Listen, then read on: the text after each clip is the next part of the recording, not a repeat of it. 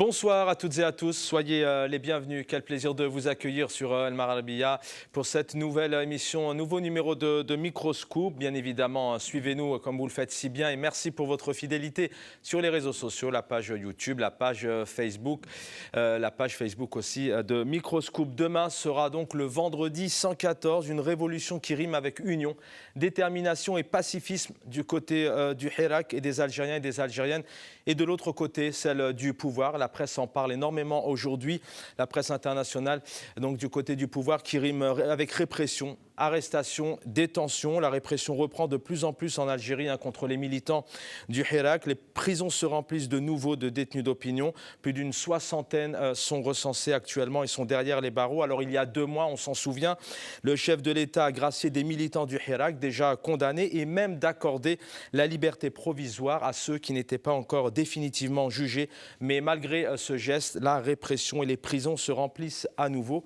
On en parle ce soir et on rendra hommage bien évidemment à tous ces détenus, une pensée à leur famille. Il y a le sort de ces 22 détenus maintenant qui entament leur 17e jour de grève demain, arrêtés après une manifestation le 3 avril pour atteinte à l'unité nationale et attroupement non armé. On viendra aussi sur cette association culturelle SOS Bab El Oued qui fait un travail énorme dans le quartier de Bab El Oued, qualifié de criminel.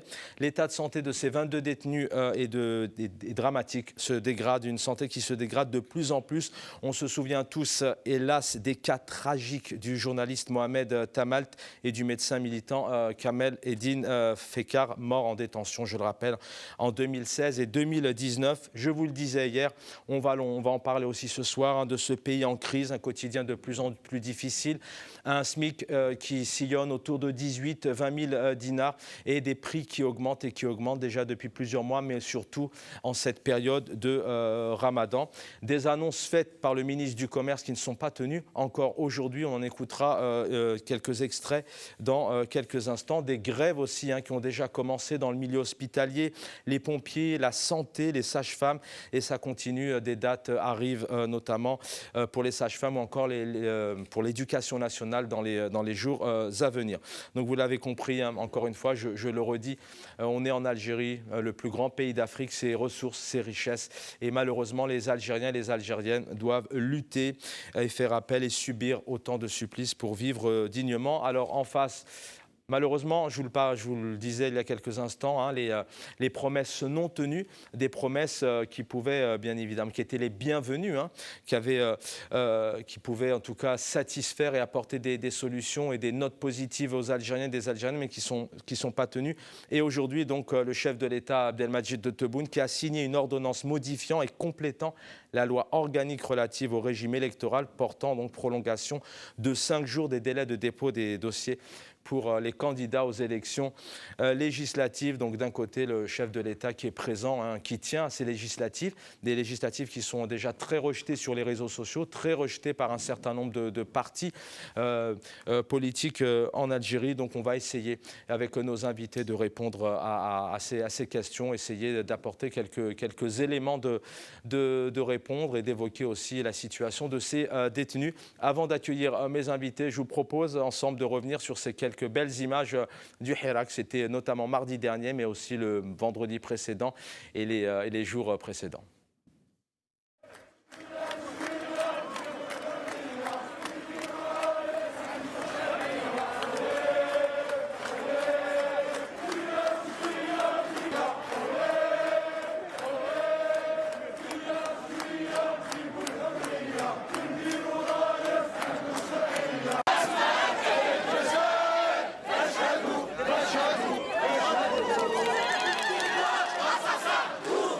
Assassin!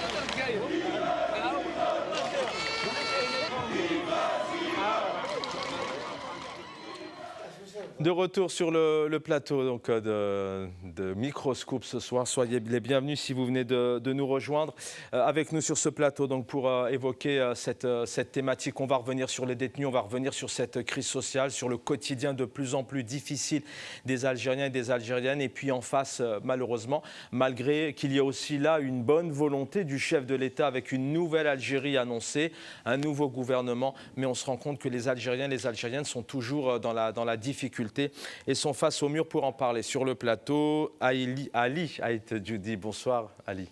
Bonsoir Chaban. Merci d'être parmi nous. Vous êtes président de Riposte International. Samir Yahyaoui. Bonsoir Samir. Bonjour, bonsoir Chaban et bonsoir Ali et Djoudi. Merci pour l'invitation. Merci d'être là Samir Yahyaoui. Vous êtes analyste politique et architecte. J'aime bien le souligner parce que les militants ont aussi un talent et ont aussi des fonctions. Ils sont sur le terrain pour essayer de soutenir et d'apporter à leur humble niveau quelques éléments de solutions, de réponses et d'espoir aux Algériens et aux Algériennes. Alors on devrait on a avec nous Maître Zoubida Assoul. Bonsoir Maître. Bonsoir Chaban, bonsoir invité. Merci d'être parmi nous, Maître Zoubida Assoul. Je vous donne la parole dans quelques instants. Vous êtes avocate et présidente de l'UCP. Je vais saluer Omar Ait Mokhtar. Bonsoir Omar Ait Mokhtar, militant politique et vous êtes candidat aux législatives du 12 juin. Bonsoir, bonsoir à vos invités. Merci pour l'invitation.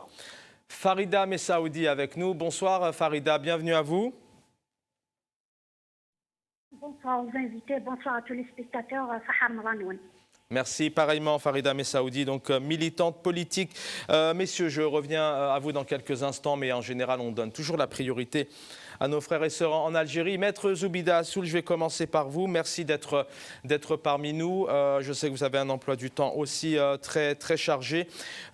Tout d'abord, alors une réaction avant d'entamer l'émission. J'ai échangé avec ma consoeur Naziha. Apparemment, votre parti politique, l'UCP, est remis en question et est apparemment qualifié d'illégal. Est-ce que c'est réel? Est-ce que vous avez des éléments de réponse à nous apporter là-dessus?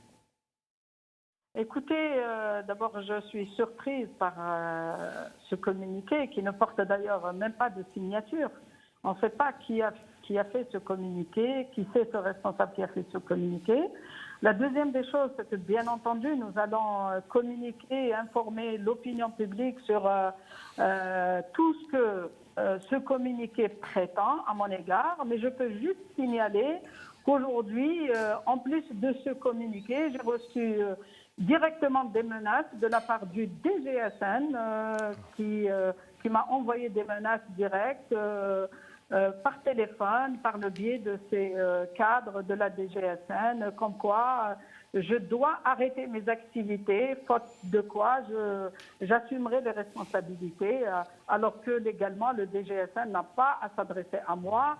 Il y a un ministère de l'Intérieur et le ministère de l'Intérieur, j'ai répondu, j'ai tenu mon congrès le 10 avril 2021. Le PV a été fait par un huissier de justice. Nous avons communiqué là-dessus. Il y a eu un communiqué qui a même donné les noms du nouveau bureau politique du parti. Mais voilà, on est toujours dans les menaces et aujourd'hui, le pouvoir en place, qui maintenant ne recule devant rien. Avant-hier, j'étais avec SOS Bebloued qui à travers ce dossier-là, ont incarcéré le président de cette association qui rendait beaucoup de services aux citoyens et aux jeunes de Bebloued. Aujourd'hui, c'est mon tour à moi. Donc, d'abord, si le ministère de l'Intérieur respectait la loi et au lieu de me donner à moi des leçons de morale dans le respect de la loi, il n'a pas à se prononcer sur quelque chose. S'ils ont quelque chose à me reprocher, c'est la justice, c'est à la justice de se prononcer sur la véracité de leur dire et aussi ce que moi je vais apporter devant la justice. Donc ça se voit, ce communiqué rentre dans la démarche du pouvoir, de l'escalade, de la répression, des menaces, de l'intimidation. Mais aujourd'hui, je suis un chef de parti, ce sont les militants de mon parti qui m'ont élu et ce n'est pas le DGSN ni le ministère de l'Intérieur de me dire si j'étais légal ou illégal. Donc, c'est juste pour vous dire que, voilà, aujourd'hui, on inaugure. Jebel Khir a été condamné à 3 ans de prison ferme pour ses idées, pour ses opinions. Et aujourd'hui, le ministère de l'Intérieur, le DGSN, me menace directement et me menace de m'enlever l'agrément avant même que la justice ne se prononce. Écoutez, on est stupéfait. On n'est pas spécialement surpris, mais on pourrait limite arrêter le dossier des détenus sur cette information. Qu'est-ce qui fait peur? Pourquoi ont-ils peur de vous, quelque part? S'ils veulent mettre fin à vos activités, c'est que... qu'est-ce qui leur fait peur aujourd'hui, selon vous, derrière cette anarchie, cette justice aussi du téléphone? C'est que le pouvoir n'a plus de cartes à jouer, qu'il essaye aujourd'hui de trouver un maximum de cartes à tout va. Vous parlez de SOS Bab-el-Oued, il y a ces 22 détenus qui restent en prison. Bien, vous l'avez évoqué notamment avec Saïd Jebel Khir. Selon vous, qu'est-ce qu'on vous reproche à vous en tant que parti politique?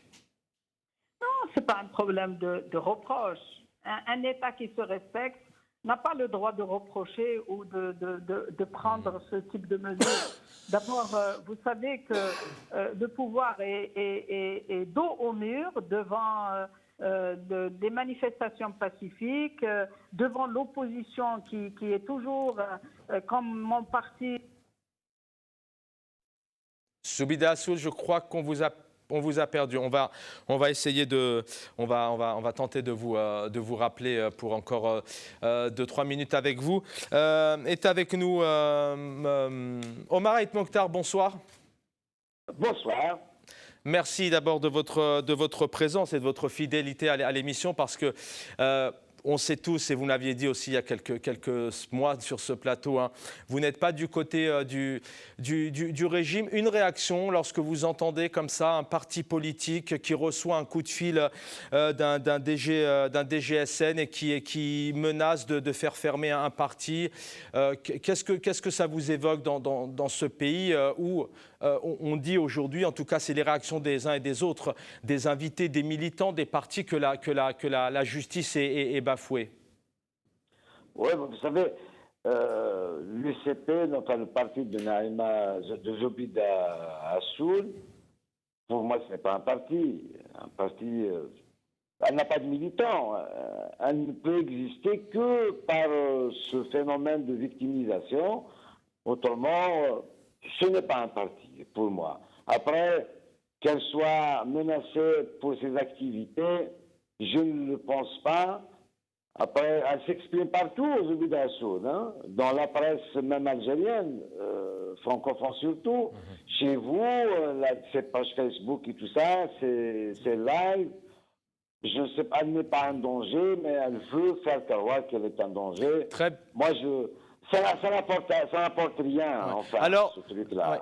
Alors, sans faire une analyse hein, sur le parti de l'UCP, qui est des militants ou pas, enfin, je ne sais pas si vous avez les éléments nécessaires. C'est un parti qui est présent, mais en oubliant Zoubida Assoul, elle pourra répondre par elle-même. Et moi, je vous parlais plus d'un système aujourd'hui. Quand on voit, par exemple, le DGSN qui a pris des décisions sur cette association, quand on voit des menaces comme celle-ci, on pourrait en prendre d'autres.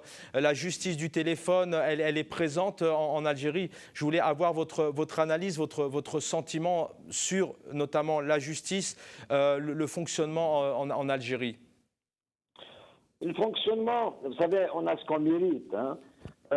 Zoubida Assoul, par exemple. Même en France, en Europe, il y a des associations qui sont menacées par les pouvoirs. Hein. Les islamistes, notamment en France, on ferme des associations. Après, Zoubida Assoul qui veut exister, c'est une bonne guerre. Donc, je ne pense pas qu'elle soit menacée, Zoubida. Enfin, vous répondez pas à ma question. Je voulais avoir un peu votre avis, votre analyse de ce système judiciaire en Algérie qui est quand même très critiqué par les ONG. Il y a des arrestations depuis plus de 2 ans. Alors, je vous ai reçu il y a quelques temps où vous m'aviez dit que ce Hirak, c'était, j'ai plus les mots, etc. Alors, vos analyses sont tout à fait respectables, hein, et vous êtes là pour les exprimer. Mais moi, je voulais surtout avoir votre avis sur ce système judiciaire en Algérie qui est très critiqué, pas que par les Algériens ni les partis politiques. Les ONG se sont exprimés. Je ne voulais pas spécialement que vous vous arrêtiez sur Zoubida Assoul, Maître Zoubida Assoul, pardon, d'ailleurs, qui vient nous rejoindre, mais restez avec nous, hein, vous allez rester avec nous tout au long de l'émission. Maître Zoubida Assoul, merci de rester encore parmi nous quelques minutes. Bon, si vous voulez réagir, bien évidemment, vous avez le droit de réponse, hein, sur les propos de M. Haït Mokhtar. Et puis un mot sur... Je n'ai pas envie de polémiquer. Très bien. Je n'ai pas envie, ce n'est pas le sujet. Voilà, c'est toujours le système en place, il est toujours dans la diversion. Et voilà encore, au lieu de s'occuper des vrais problèmes des Algériens qui font la chaîne encore pour le lait et pour l'huile et pour les problèmes d'emploi, voilà, il s'attaque à moi pour faire diversion. Maintenant, ce monsieur que je ne connais pas, qui ne me connaît pas, les jugements de valeur, c'est très facile de porter des jugements de valeur, c'est bien, bravo pour lui, mais moi, ce n'est pas mon sujet. Je pense que moi, je n'ai pas besoin d'exister à travers cette menace. La réalité est que ce pouvoir ne recule aujourd'hui devant rien. Je ne suis pas le premier parti qui a été menacé. Le RCD a été menacé avant moi. Mohsen Ben Abbas, on lui a retiré son immunité parlementaire pour une affaire de droit commun. Aujourd'hui, c'est moi. Demain, ça peut être quelqu'un d'autre. C'est ça la réalité de ce système. Donc aujourd'hui, les gens du Hirak sont en prison. Ça, ce n'est pas Zoubida ce qui les a fait, c'est le pouvoir. Et je vais juste dire à ce monsieur qui veut démentir mes paroles, c'est que tout à l'heure, la police sont venus pour me prendre mon véhicule devant mon cabinet à El Biar et ils sont venus, ils ont voulu prendre mon véhicule à la Fourrière. Et heureusement que les voisins m'ont appelé, je suis descendue, personne n'a voulu me parler, ni l'officier ni rien. Je suis montée dans mon véhicule et j'ai dit, si vous prenez ma voiture, prenez-moi avec. Voilà. Donc ça, c'est une réalité que moi j'ai vécue. Ce monsieur-ci, lui, bien sûr, il est dans les bonnes grâces du pouvoir, que bien lui fasse. Zoubida Assoul, avant de vous libérer, peut-être un mot sur ce démenti concernant cette association, vous le disiez et je vous rejoins, qui fait un travail conséquent, culturel dans les quartiers, SOS Bab El Oued, donc accusés donc, de criminels. Des arrestations, 8 personnes sont arrêtées de 26 à 60 ans. Vous avez donc démenti. Est-ce que vous pourriez nous dire et nous faire un résumé un peu sur cette affaire ? Bien entendu, j'y étais avec d'autres confrères avant-hier quand il y a eu la présentation.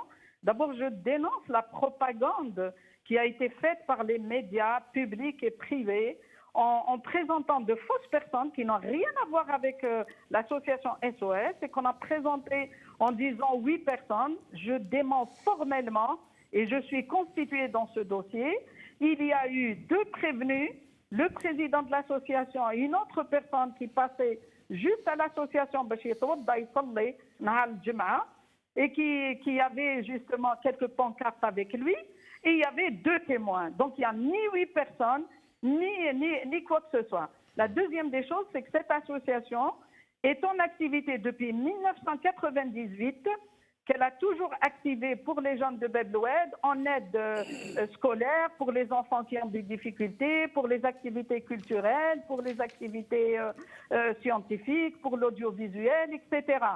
Elle travaille avec beaucoup d'associations ici en Algérie, mais aussi des associations à l'étranger dans le cadre d'un échange, mais dans le cadre de la loi.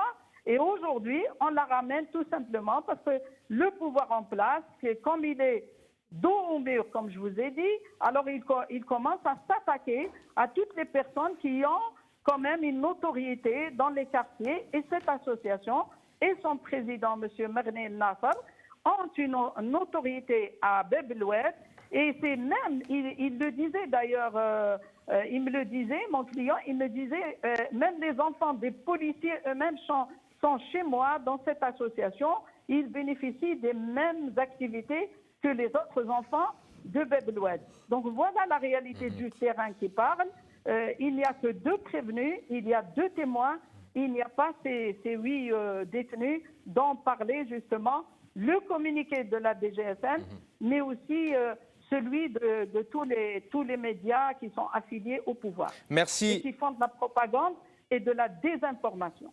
Merci Zoubida Assoul, donc avocate et présidente de l'Union pour le changement et le progrès. Si je ne me trompe pas, vous êtes présidente de ce parti depuis 2013. Merci infiniment pour votre fidélité et Sahaf Torek, Sahaf Torkoum à vous et votre famille. Est avec nous Farida Messaoudi. Bonsoir Farida. Rebonsoir. Bonsoir à tous les spectateurs. Merci Farida Messaoudi, militante politique. Bien évidemment, militante politique, vous pouvez réagir d'un point de vue général sur ces répressions, je vais y arriver, ces arrestations maintenant de plus en plus. Et puis une autre question par la suite, avoir un peu votre sentiment. Vous êtes aussi mère de famille, vous êtes citoyenne algérienne, le quotidien des Algériens et des Algériennes avec les mensonges encore une fois, enfin les mensonges, oui, de fait, les promesses non tenues, notamment du ministre du Commerce. En tous les cas, Chaban, le constat est fait. Donc, le peuple algérien, même ceux qui n'étaient pas très convaincus de la lutte des milliers de citoyens qui sont sur le terrain depuis plus de 2 ans, donc aujourd'hui, ils constatent d'eux-mêmes que ce pouvoir ne peut rien apporter de plus, ne peut rien apporter de bien, ni pour le pays, ni pour le peuple. Aujourd'hui, en Algérie, la classe moyenne, elle a carrément disparu.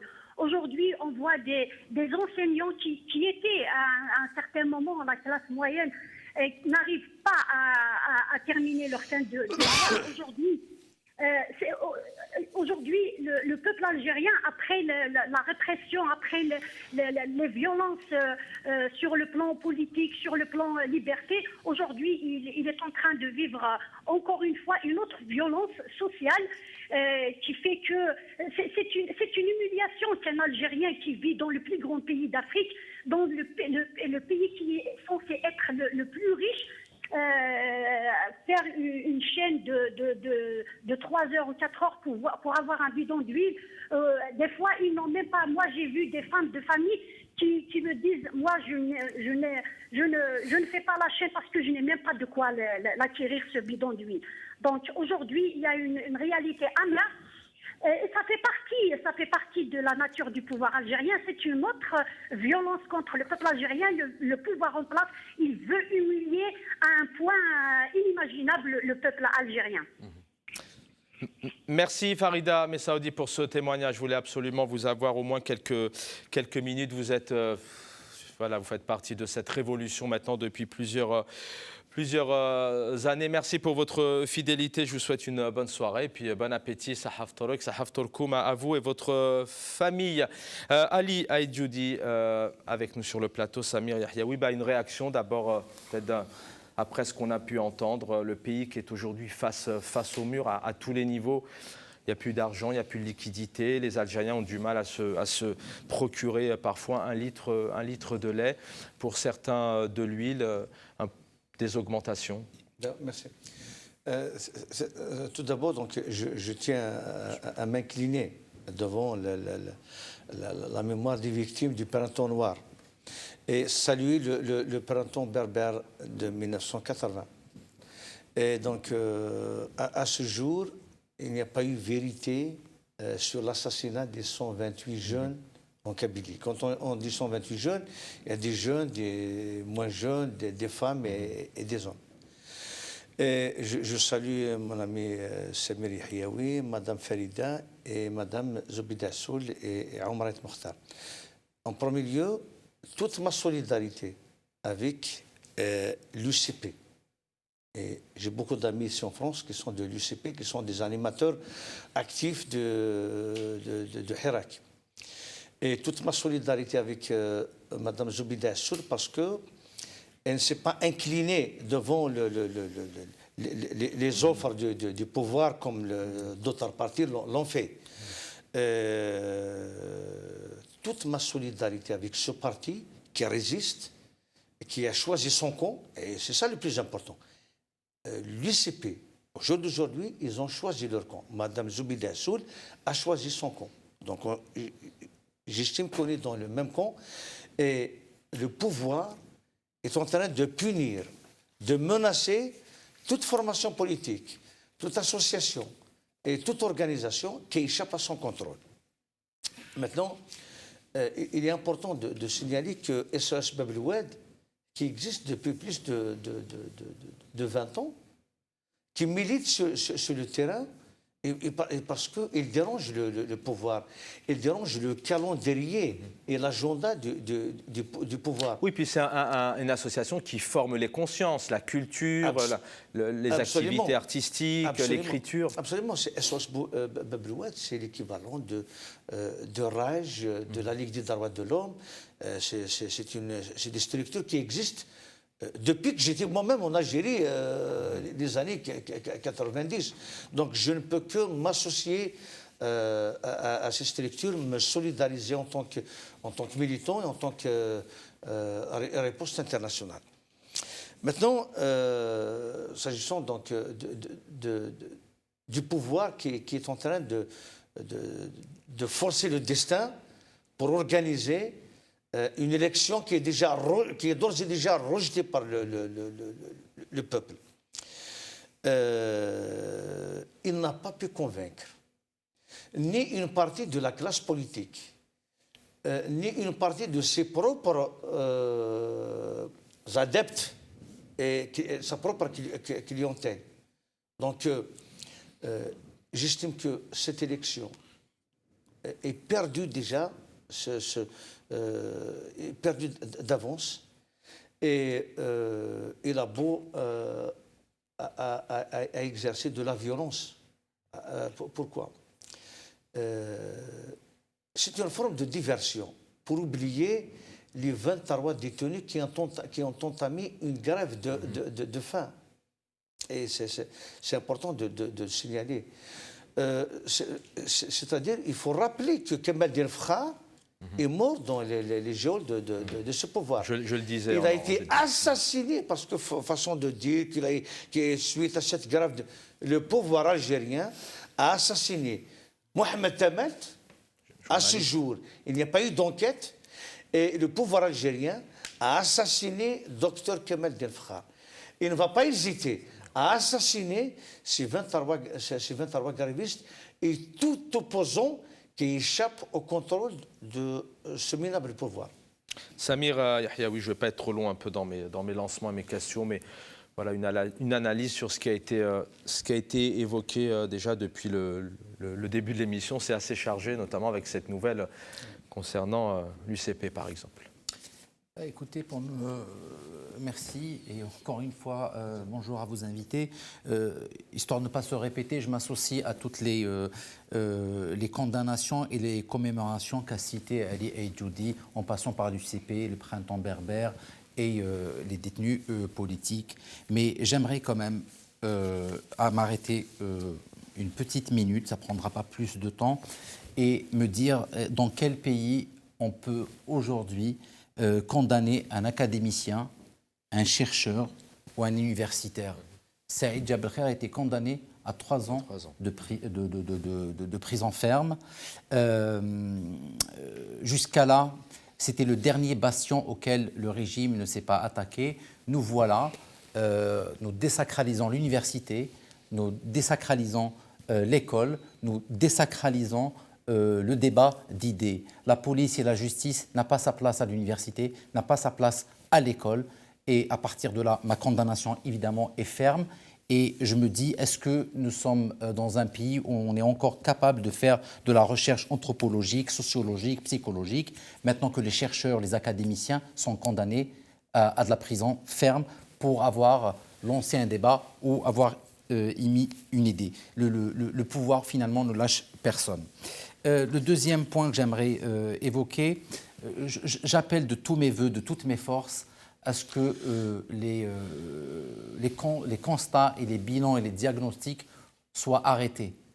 Si nous sommes autour de cette table, si le Hirak du 22 février 2019 est sorti dans la rue, c'est parce que le diagnostic a été posé définitivement.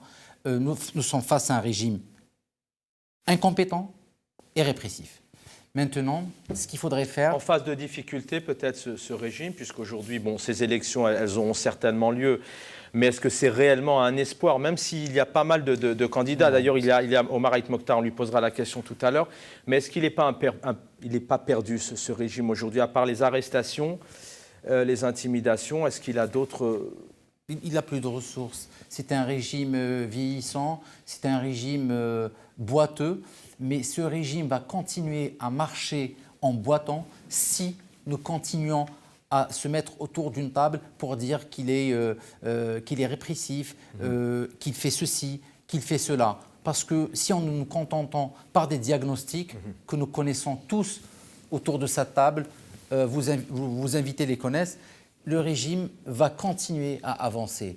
En revanche, si nous mettons à travailler, à être force de proposition, à déconstruire tout le discours du régime, c'est là où le régime va se sentir menacé dans son existence, quand je dis dans son existence, autant que pouvoir exécutif. C'est ce que font les militants sur le terrain, les avocats, les partis politiques qui subissent... Pardon de le dire, j'imagine qu'il y a des partis politiques qui travaillent sur le sujet, mais il faut impérativement commencer à mettre en lumière des propositions concrètes. Le diagnostic, il est terminé. Répressif, incompétent. Alors, s'il est répressif, il est incompétent, il doit partir. Comment il doit partir? On va déconstruire tous les symboles du régime, tous les discours du régime et avoir toutes les propositions concrètes pour une sortie de crise. Eh bien, ce sera la partie dans quelques instants, puisque demain, 114e vendredi, les personnes, les Algériens, les Algériennes sortiront. Ça va de soi, puisque ça dure depuis maintenant 2 ans, mais on essaiera aussi de voir avec vous en plus. Et c'est important de sortir, c'est important de manifester, hein, c'est la base d'une révolution, un peu partout maintenant depuis des millénaires. Mais c'est important aussi, effectivement, de vous écouter, de continuer à vous écouter les uns et les autres sur des propositions. Nous avons déjà écouté Omar Haït Mokhtar, on l'aura dans quelques instants. Nous a rejoint Hicham Riyad. Bonsoir Hicham Riyad. Bonjour, merci pour l'invitation. Coordinateur national du Rassemblement des jeunes pour l'Algérie. Bienvenue à vous. Merci, bon ramadan. Merci, pareillement, bon ramadan à vous et vos proches. Vous êtes en Algérie, vous êtes citoyen algérien. Première question d'abord, le quotidien, puisque cette émission, on essaie vraiment de revenir un peu sur les éléments marquants et les faits que subissent et que vivent les Algériens et les Algériennes depuis plusieurs mois. Le quotidien des Algériens et des Algériennes, la crise sociale, vous la voyez, la difficulté de faire face, ce manque de liquidité, ces grèves, vous les ressentez, vous, sur le terrain, et notamment avec les jeunes, puisque vous êtes au Rassemblement des jeunes pour l'Algérie?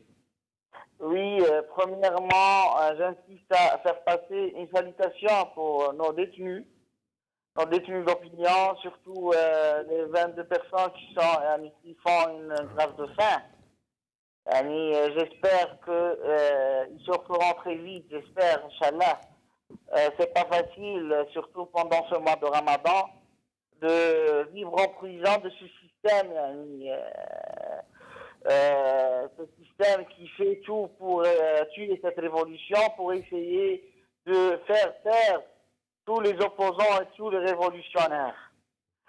Deuxièmement, qu'est-ce qu'il fait le système aussi? Il est inacceptable, même si ça concerne Zoubida ou d'autres personnes, il est inacceptable. Et même ça veut dire pour faire des partis politiques, c'est pas au système illégitime de faire ça. C'est la loi.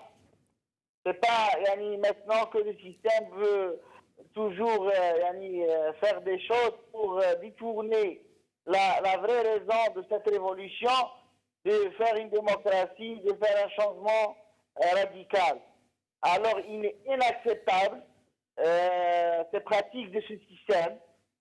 Comme elle a dit Zoubida, ça veut dire, mon ami d'ailleurs, je la félicite pour Ramadan. Ça veut dire le problème c'est que ce système ne fait pas de, ça veut dire Zoubida aujourd'hui, demain c'est Mohsen, demain c'est Ahmed Ben Mohamed. D'ailleurs hier il a été arrêté, le docteur Ahmed Ben Mohamed. Alors ce système en réalité il est en train de faire tout pour faire tuer cette révolution.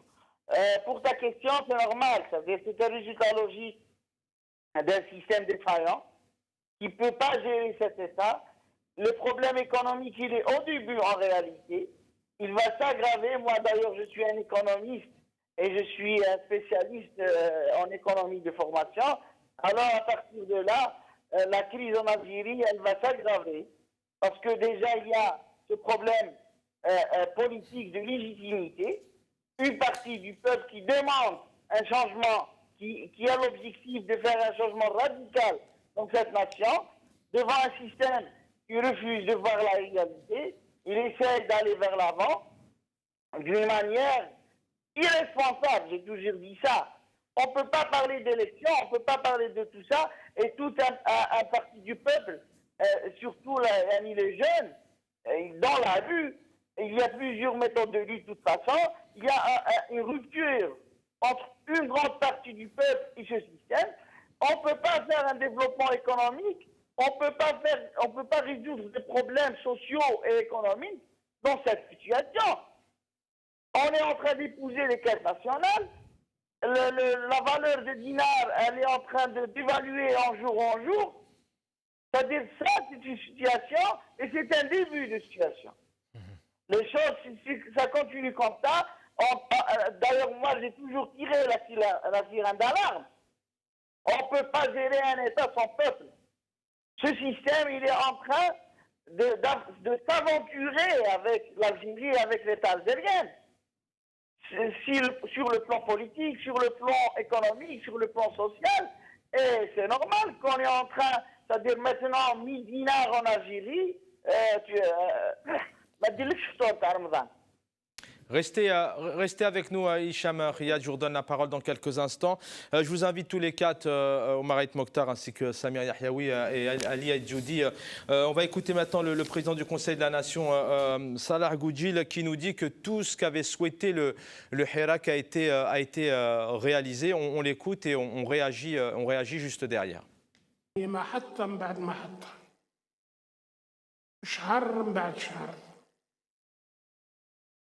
وإحنا نطبق ما نادى به الحراك فبراير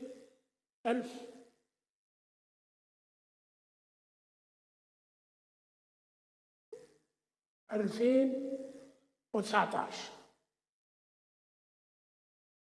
من البداية. والشيء اللي كان يطالب فيه أساساً لما ألغيت العهدة الخامسة، لما ألغيت الامتداد العهدة الرابعة، الحراك كان يطالب تطبيق المادة تاع الدستور 7 و8، قال رجوعي للشعب. وكل الحراك كان مركز على هذا، رجوعي للشعب. والحمد لله رجعنا للشعب. Voilà, on vient d'entendre donc le président du Conseil de la Nation nous dire que depuis maintenant 2019, tous les souhaits du Hirak ont été réalisés. Tour de micro par ordre. Omar Aït Mokhtar, vous êtes candidat aux législatives de 2021. Et encore une fois, merci d'être là parce que tous les candidats ne viennent pas spécialement parce qu'ils sont quelque part en opposition et certainement même avec tous ces Algériens et ces Algériennes qui rejettent ces élections. D'abord, est-ce que, Omar Aït Mokhtar, comment, question simple, comment vivent les Algériens et les Algériennes aujourd'hui? Ben écoutez, il y a une crise mondiale qui touche, vous êtes en France, qui touche la France notamment, je connais très bien, et elle s'accentue en Algérie bien évidemment avec tout ce qui se passe, manque de liquidité, hausse des prix. Évidemment, on n'a rien produit depuis 2 ans, ce qui est normal. Mais quelles sont les propositions au lieu d'ériger le mur de lamentation aujourd'hui? On fait que critiquer, on ne produit rien. D'ailleurs, comme les débats qu'on fait, on n'est pas productif. On vous a perdu. On va essayer de vous rappeler, messieurs. Je voudrais on va attendre de retrouver Omar Haït Mokhtar avant d'écouter le ministre du Commerce qui, pareil, annonce des promesses de baisse des prix et promesses non tenues. Ali Aïdjoudi, tout simplement une réaction. On a un président du Conseil de la Nation qui dit aujourd'hui que tout est réalisé en Algérie et que le Hirak continue, que les gens sont dans la rue encore aujourd'hui. En toute sincérité, c'est une honte de voir un bonhomme pareil qui a dépassé les 90 ans, qui ne retient même pas les dates et qui est président du Sénat et qui est la deuxième personnalité sur les hautes instances. Bien, c'est une honte, une figure de l'ancien système qui ne peut rien apporter à cette jeunesse. Donc je passe à autre chose. Mais c'est-à-dire dire que, vous savez,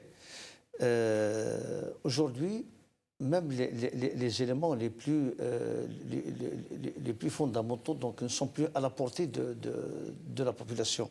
Le poulet qui est là où les gens sont plus chanceux, il est à 400 dinars, 40,000. La pomme de terre qui est à 100 dinars, à 10,000. Alors, oui, et même c'est une catastrophe. La tomate qui est à 160 dinars, 16,000. L'huile, pour 4 litres, il est à 1000 dinars, des fois à 100,000 et des fois à 120 000 pour 4 litres d'huile. L'oignon qui est à 60 dinars. La viande rouge qui est à 1300, 130,000 et entre 1300 et 2000 dinars. C'est-à-dire c'est pratiquement impensable justement de voir ces produits se vendre à ce prix durant le mois de Ramadan. Et le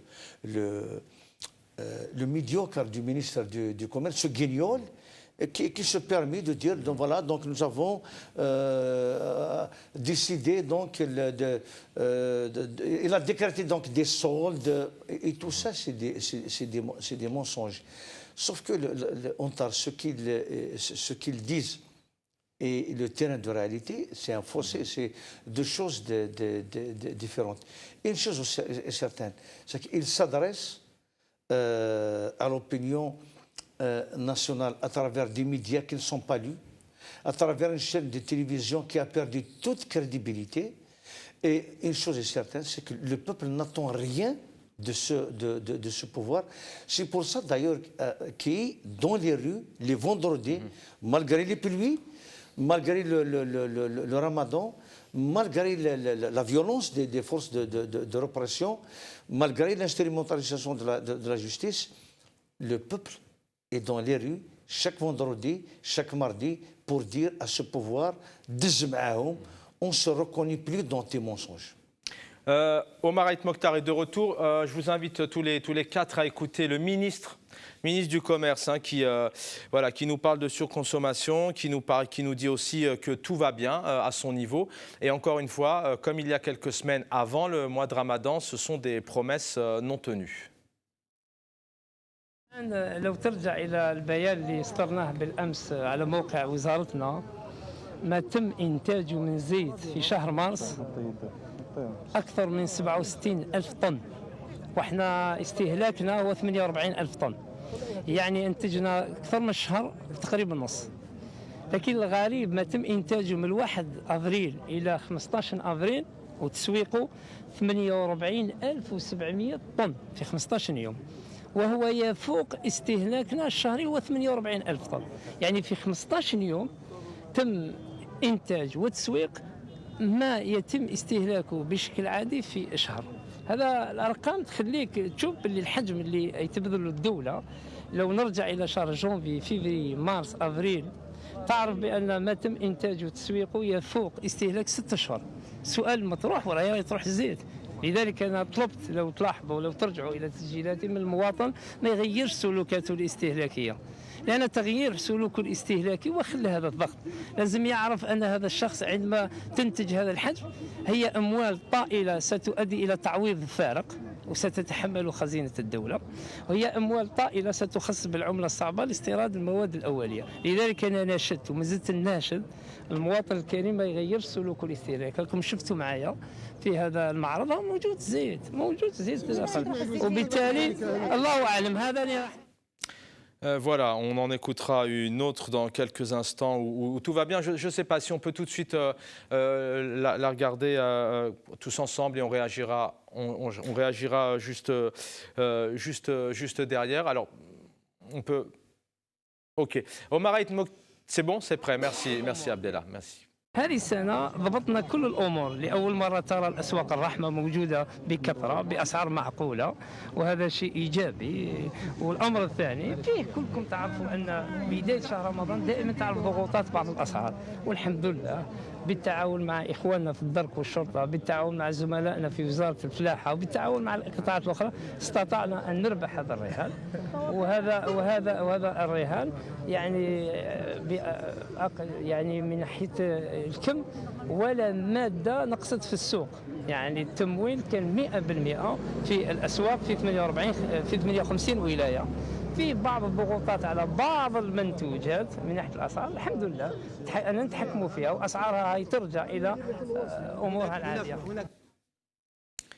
Voilà, ministre de Commerce qui nous dit que tout va bien et puis grâce à la gendarmerie notamment, entre autres, on a réussi à relever les défis. Omar Haït Mokhtar, pourquoi, selon vous, encore une fois, malheureusement c'est de coutume en Algérie, les Algériens et les Algériennes ont face à eux à des responsables politiques qui quelque part essayent de les mener en bateau, de leur faire des promesses qui ne sont pas possibles de tenir. Quand vous écoutez votre ministre du Commerce, vous en tant que citoyen algérien, je pense que vous êtes stupéfait, vous êtes ahuri.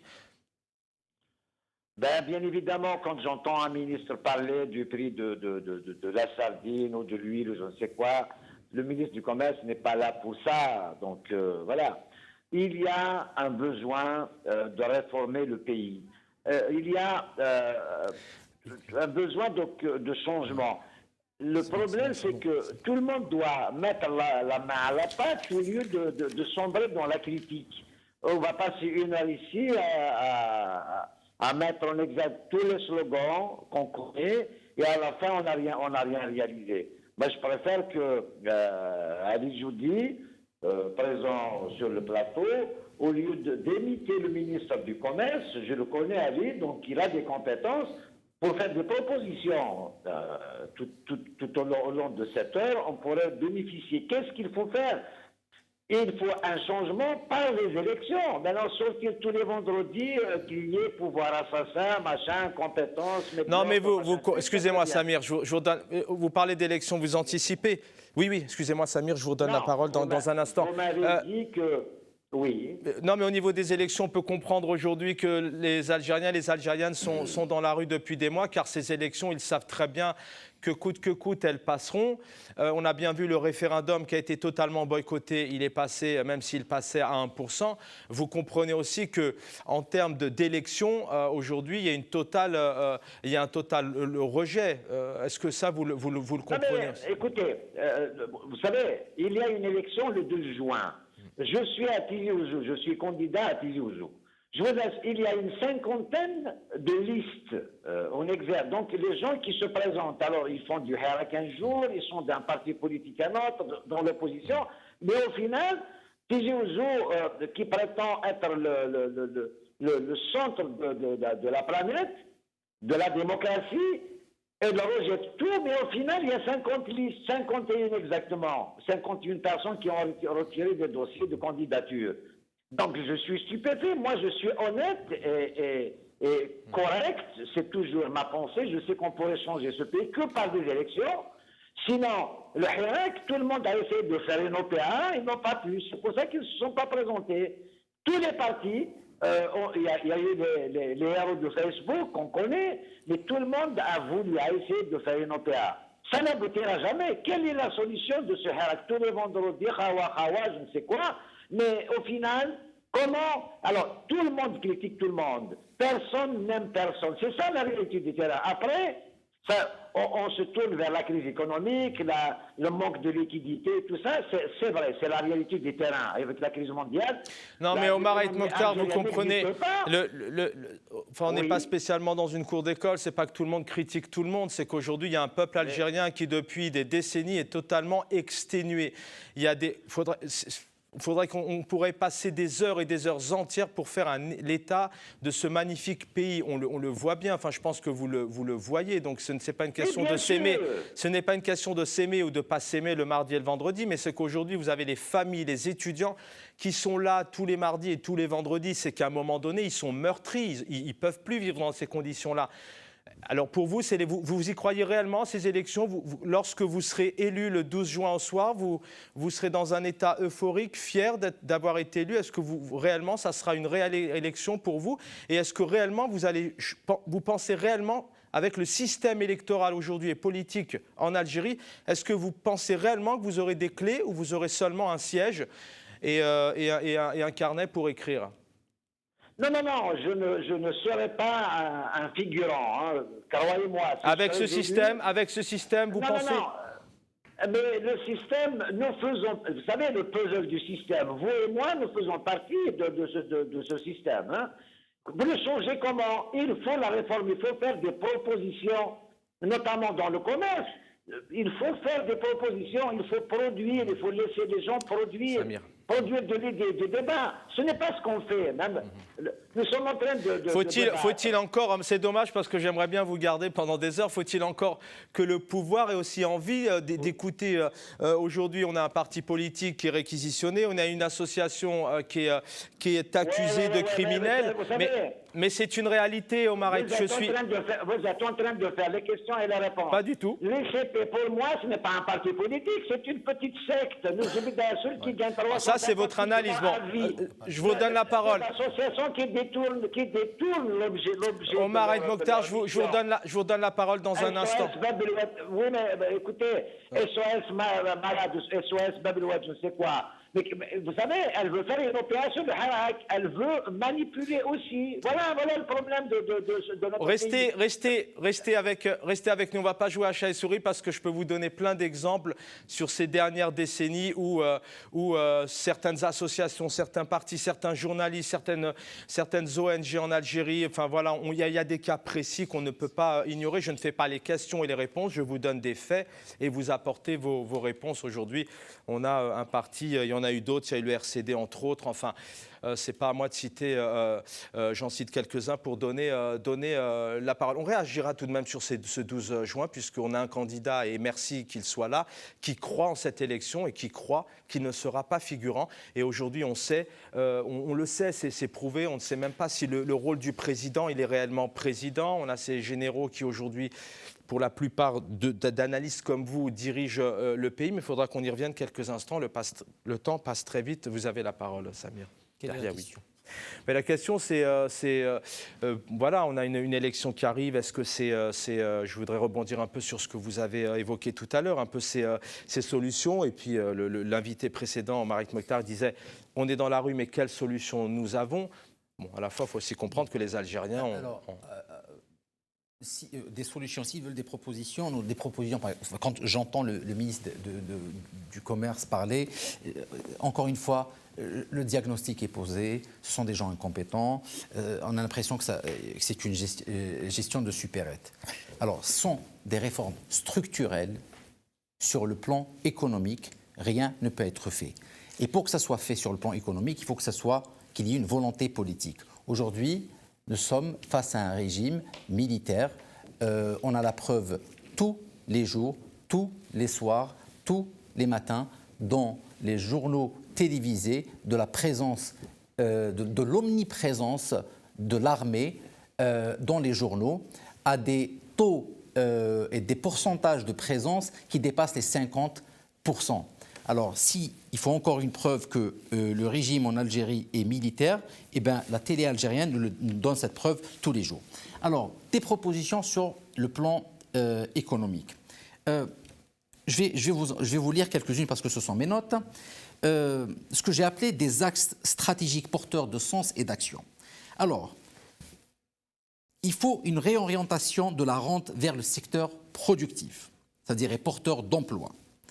La réorganisation des termes de l'insertion de l'Algérie dans la globalisation, ça veut dire dans la mondialisation, soit à terme substituer le statut actuel de notre pays, à savoir un immense marché commercial et un pourvoyeur d'énergie fossile, par une présence économique active et diversifiée dans les échanges internationaux. L'organisation du retour des activités informelles dans l'économie organisée, et on peut expliquer quels sont les mécanismes à mettre en place pour ce retour. La réhabilitation des fonctions productives, une réelle réforme des fonctions économiques de l'État et la véritable force d'un État sur mesure à ses capacités de régulation et d'insertion et non plus à ses actifs industriels. Voilà des propositions concrètes sur un axe concret et on pourra développer dans une autre émission sur le sujet. C'est pour ça que je dis... Comment on peut avoir... Quelle serait la méthode? Il nous faut une émission complète. Oui. Moi, je vous invite à la faire et je suis ici et je développerai tout sur le volet économique et je donnerai ma vision sur le sujet, point par point. Très bien. Sur les élections du 22. Du 12. J'avais le 22 février en tête. Vous gardez votre idée en tête. Je vais redonner la parole à Hicham Riyad et on fait un point sur le 12 juin, qui est une élection des législatives en Algérie. Hicham Riyad, coordinateur national Rassemblement des jeunes pour l'Algérie. Bon, il nous reste encore une douzaine de minutes d'émission. Vous avez la parole, peut-être une réaction avec tout ce qui s'est dit, un peu sur ce qu'on vient d'entendre, sur ce ministre du Commerce qui, lui, dit tout va bien, que les choses se passent plutôt bien, le président du Conseil de la Nation, entre autres, et que le Hirak est encore là demain, enfin il sera là demain. Je ne suis pas voyant, mais je pense que ça va continuer. Premièrement, moi, je ne me fie pas à ces déclarations. Et j'ai toujours dit, dans le cadre de ce système illégitime, en réalité, on n'a pas des ministres, on a des secrétaires. Et pour le moment, on survit avec. Alors pour moi, ce qui m'intéresse surtout, c'est le changement, c'est la révolution pacifique. C'est comment faire évoluer cette révolution et faire réussir ce changement radical et faire une transition démocratique en Algérie. Ce n'est pas ces déclarations qu'on entend toujours, ils ne vont rien changer, ces déclarations de ces ministres. Parce que la crise, elle est plus profonde, et elle est plus grande que ces ministres. Quel que soit le nom de ce ministre, il ne peut rien faire. La crise, elle est profonde en Algérie. Il faut construire des institutions légitimes qui représentent le peuple. Et puis on reparlera de qu'est-ce qu'on peut faire dans le secteur économique et le secteur social. Parce que dans le cadre de ce système, on ne peut pas trouver des solutions réelles pour les problèmes des Algériens et des Algériennes. Ça, c'est d'une part. D'une autre part, c'est normal. Demain, ça sera le vendredi 114. On continuera. On va continuer le combat pour la démocratie, pour la liberté d'expression, pour la légitimité, pour construire des institutions, pour réaliser le rêve des martyrs et les rêves des jeunes du 22 février 2019. Le peuple, quand il est sorti dans les rues, parce qu'il n'a pas pu changer à travers les élections. Oui. Si on pouvait changer à travers les élections, on a changé pour tous les cas avec les élections. En Algérie, et dans le cadre de ce système, l'élection n'a aucun sens. Même si la révolution, le Hirak n'arrive jusqu'à maintenant, n'a pas pu forcer le système à partir, mais ça ne nous donne pas raison à participer dans une mise en scène électorale qui n'a aucun sens. Il n'y a pas de liberté d'expression.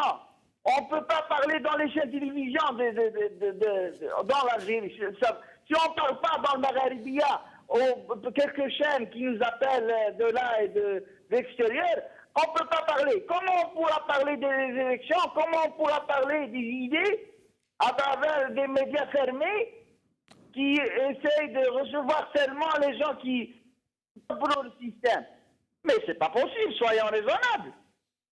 Le Irak, la révolution, elle est là pour un État, pour faire des règles équitables pour tout le monde. Merci Hicham Richard. Alors à partir de là, toute personne qui participe dans ces élections, elle est libre.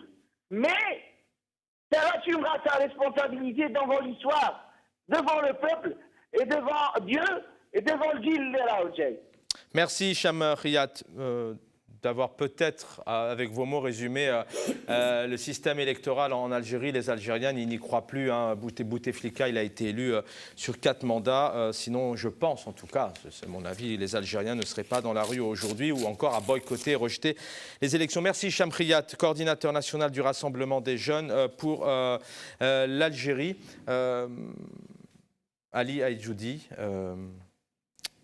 le Hirak demain, il nous reste voilà, une petite dizaine de minutes.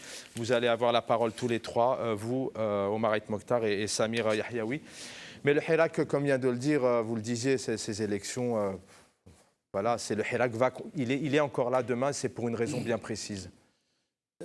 Avant d'entamer le sujet du Hirak de demain, je tiens à exprimer toute ma solidarité avec Saïd Jebel Khair, oui, qui est en train de mener un combat contre une dictature, contre une idéologie à l'intérieur du système qui veut mettre à genoux tout un peuple.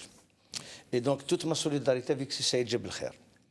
Maintenant, parlons des propositions. Moi, je suis une ONG, je n'ai pas à proposer. Mais juste pour dire qu'un gouvernement qui est incapable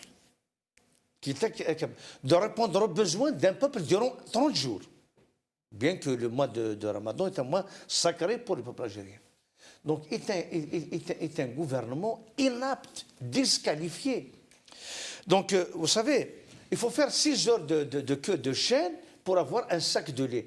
Tout en signalant que l'Algérie est le dernier pays à l'échelle mondiale qui vend du lait dans des sacs en plastique. C'est une honte.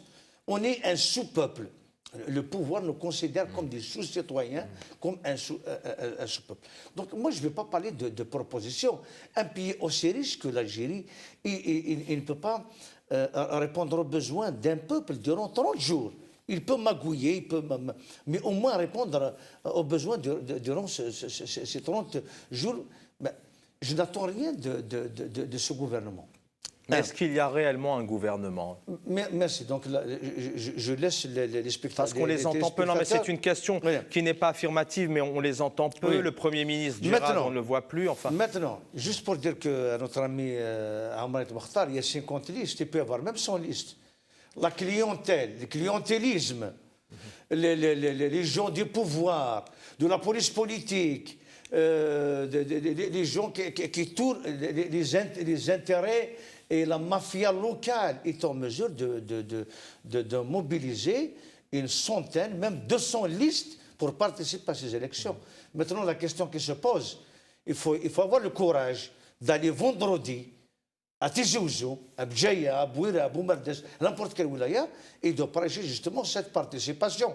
Et là, la personne aura la réponse adéquate à ces questions. Il faut dire une chose, que peut-on organiser une élection dans un cadre verrouillé, c'est-à-dire dans un système politique verrouillé? Peut-on organiser une élection avec un champ médiatique verrouillé, des chaînes de télévision qui ont vendu le match bien avant le début du match, les chaînes de télévision qui ont exclu toute forme d'opposition et toutes les voix de l'opposition. Peut-on organiser une élection avec le même système, donc les mêmes sous-préfets, les mêmes préfets, les préfets, la même administration qui a fraudé, qui a truqué les élections pour Yahya, pour Bouteflika.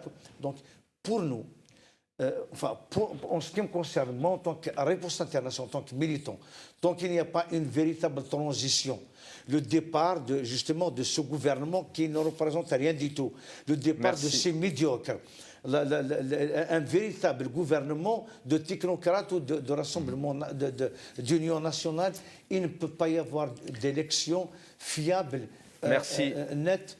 Du 12 juin. Merci. Avant de clôturer avec Samir Yahyaoui, Omar Haït Mokhtar, une question. J'en profite parce que vous êtes pour l'instant le seul, je crois, candidat qui nous fait honneur d'être... alors ça serait bien qu'on le rappelle. Ça serait vraiment bien qu'on puisse le retrouver au moins d'abord pour lui dire, le remercier, lui dire au revoir et puis pour le faire réagir. Pareil, 2 minutes pour vous, Samir, de 3 minutes pour vous. Ça va être compliqué. Oui, ça va être compliqué, je sais, mais oui, parce que, on aura le plaisir de vous retrouver. Le sujet est important. Oui. Pourquoi cette élection est caduque? Pourquoi cette élection n'a aucun sens? Pour les raisons suivantes. L'Assemblée nationale, l'Assemblée populaire nationale, est censée représenter le peuple. Oui. Et si même cette Assemblée nationale ne peut pas avoir l'initiative de réviser la Constitution, à ce moment-là, en quoi elle va servir? Si même cette Assemblée nationale peut être dissoute par le président de la République, si même cette Assemblée nationale est constituée par un parti d'opposition et qu'elle arrive à faire nommer un Premier ministre de l'opposition, le président de la République peut révoquer ce Premier ministre. Si cette Assemblée vient de la majorité présidentielle, le Premier ministre peut aussi, le président peut aussi révoquer le Premier ministre. Ça nous ramène à dire quoi? Que c'est une Assemblée nationale qui n'a aucun pouvoir. Le président n'est pas responsable devant l'Assemblée nationale et elle n'est que consultative pour la responsabilité du gouvernement. À partir de là, quelle est notre proposition? Notre proposition, c'est un processus constituant pendant une année de transition avec un gouvernement de transition et l'élection d'une assemblée constituante, proportionnelle et souveraine. Sans l'élection d'une assemblée constituante, proportionnelle et souveraine, la revendication de rendre le pouvoir au peuple par l'article 7 et 8 ne trouvera pas écho. C'est la seule manière de répondre à cette revendication. Omar Haït Mokhtar, écoutez, on va clôturer avec vous. On a réussi à vous récupérer. Est-ce que vous serez dans la rue demain avec les Algériens et les Algériennes à les soutenir et puis à les faire campagne aussi, essayer de voir avec eux quels sont leurs besoins et leurs difficultés? Non, je n'ai jamais fait partie de ce HEREC, je suis même contre, donc c'est clair dès le départ. Hein. Mais pourquoi je vais me faire taper sur les doigts par mon réalisateur, mais pourquoi vous êtes contre cette initiative d'un peuple, des enfants, des jeunes, des adultes, et qui sont là et on a vu des millions d'Algériens sur plus de 2 ans scander. Pourquoi vous êtes contre? Parce que moi, je ne suis pas un mouton, il ne suffit pas de me siffler pour que je me retourne. Non, mais... Je ne peux pas marcher. Écoutez, vous m'avez posé la question. Oui, je vous en prie. S'il vous plaît. Donc, moi, je ne peux pas marcher comme ça avec n'importe qui, alors qu'on n'est pas d'accord. On est d'accord sur rien. On ne propose pas une solution. Quelle solution peut-on avoir or que personne n'est d'accord avec personne? D'ailleurs, ça ne sera pas d'hypocrisie. On aurait pu trouver de leader, un programme commun. Il n'y a rien, on ne produit rien. Tous les vendredis, c'est festif. On sort dans la rue, on se défoule et on rentre à la maison. Et ça continue. Et puis, il y a certains qui utilisent des lives tous les jours. Ils sont en train de donner des leçons aux Algériens. Et tout le monde parle au nom des Algériens, alors qu'il y a une partie d'Algériens qui sortent dans la rue. Effectivement, je ne parle pas de la légitimité des revendications et du changement vraiment qui se sent qu'il faut un changement en Algérie. Il faut réformer ce pays. Il faut de la compétence. Et on en a, Dieu sait qu'il y a des compétences. Le problème n'est pas là. Comment, avec qui faire et quand? Donc vous, le temps passe, vous avez 30 secondes hein, et je rends l'antenne juste derrière. Donc vous croyez réellement en votre pouvoir lorsque vous serez élu le 12 juin? Vous croyez vraiment que le système actuel vous donnera réellement pouvoir et que vous ne serez pas un pion? Je ne serai jamais un figurant, bien évidemment. Très bien, bah écoutez, jamais été. Allégorie.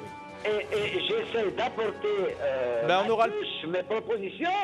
On aura le plaisir. Et la réforme espérée qu'il y a besoin de réforme profonde. Merci. On aura le plaisir de vous réinviter pour justement, peut-être si vous le souhaitez d'ailleurs, le 13 juin, si vous êtes élu pour avoir votre ressenti et parler de ces élections qui, je le rappelle, sont très rejetées et très boycottées pour l'instant. Alors par contre, je ne suis pas vraiment d'accord avec vous. Tout le monde n'est pas d'accord, personne n'est d'accord. Il y a quand même un peuple algérien qui marche ensemble maintenant depuis 2 ans vers une certaine liberté, une certaine dignité de vivre correctement, dignement dans un pays. Et je pense que cette Algérie unie les uns avec les autres qui marche et qui scandent depuis 2 ans ensemble. À mon sens, ils sont plutôt d'accord les uns et les autres. Je vous le disais tout à l'heure. Donc union, détermination, pacifisme. D'un côté, c'est le peuple. Il sera certainement encore là demain pour ce vendredi 114. Merci Abdellah, voilà, qui m'envoie le générique à tue-tête pour donner fin. Merci les garçons en régie. Nazia, merci beaucoup. Mounir. Samia Yahyaoui, merci d'avoir été avec nous, Alia Edjoudi, et merci à Zoubida Assoul, avocate, présidente de l'UCP, Omar Haït Mokhtar qui était avec nous, candidat aux législatives 2021, Farida Messaoudi, militante politique, Hicham Priyet, coordinateur national du Rassemblement des jeunes pour l'Algérie. Voilà, j'ai cité tout le monde, merci à toutes et à tous. Il fallait bien que je remercie bien évidemment l'équipe. Silmia, bonne soirée, Sahaf Topkoum.